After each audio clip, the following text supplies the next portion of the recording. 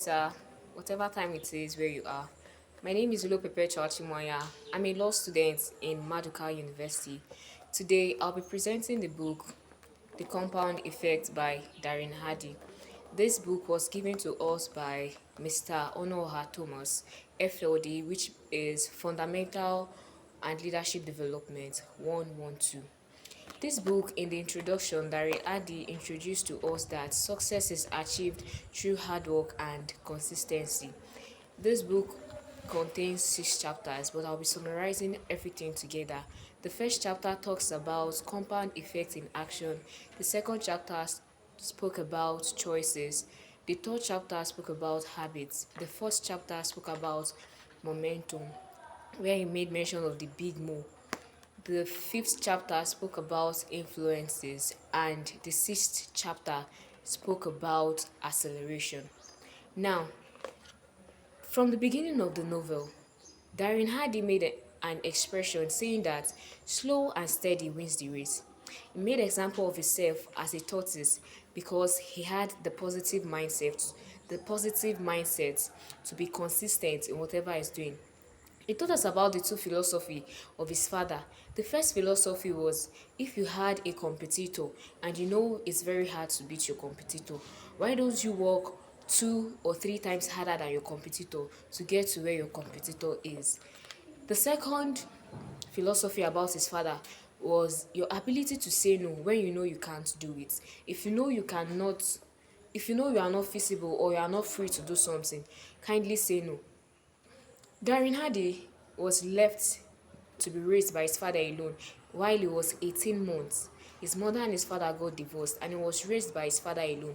He became the CEO of his father's company when he was 12 years old. Now, habits.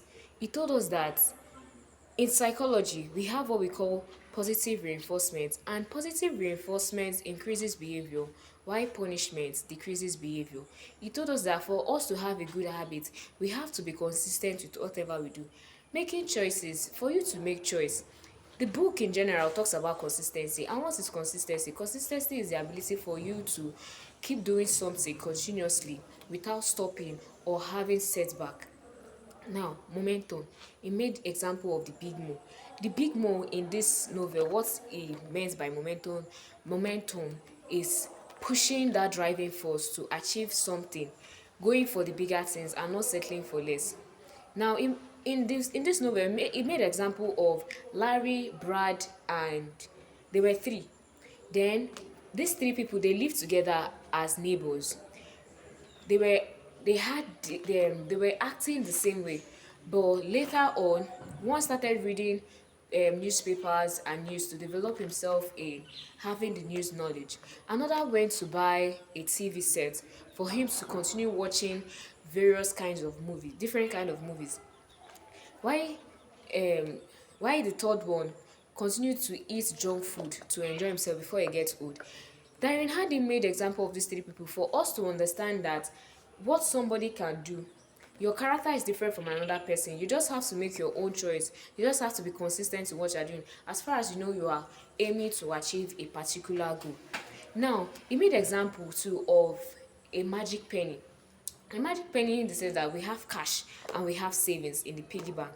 It was like, if we are giving cash and we are to save, if you go for cash without thinking, without having that consistent mind that once you keep saving over time, your money continues to increase, and collecting your money at the end of the year will be more than the person that has received cash and will not be able to resist the temptation of going to pick the cash to get something.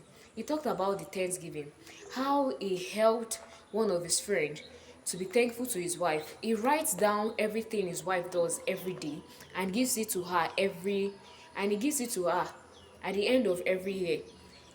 Whenever his wife goes through what he has written, she's always happy. She's always happy about what her husband does by encouraging her. So this novel, in summary, is talking about consistency. It's talking about finance. How can we keep our finance? This book, Darren Hardy, taught us how to trace our finances. For example, if you are the kind of if you are the kind that loves spending every time and you don't know how your money is going, you don't know the way your money is coming, Darren Hardy told us how to trace our finance. He taught one of his worker to get a small jotter. If you buy something a day, he made example. He said, beginning of the novel, he said we spend more of our money for cosmetic, taking. He did not say we should not take good care of ourselves, but he said we spend more of our money in cosmetics, we spend more of our money in cinemas, buying a whole lot of things every day, every day. He said that if you are able to save that money every day, at the end of the year, the outcome will be more than what we expect.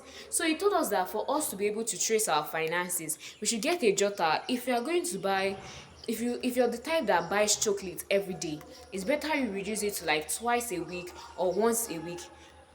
Whenever you want to buy something, you jot it down with that jotter. When you come to the conclusion that this is how you want to be spending your money, you'll find out that getting a jotter and tracing your finance, you have more money to save than lavishing and squandering your money anyhow. This In this book, Darren Hardy made us to understand that if we are consistent, we are aiming to achieve a particular goal. Once you are consistent about it, you will achieve it. And he also spoke about finance, because how you have a balanced life without having a good finance to like fund for whatever you need for yourself.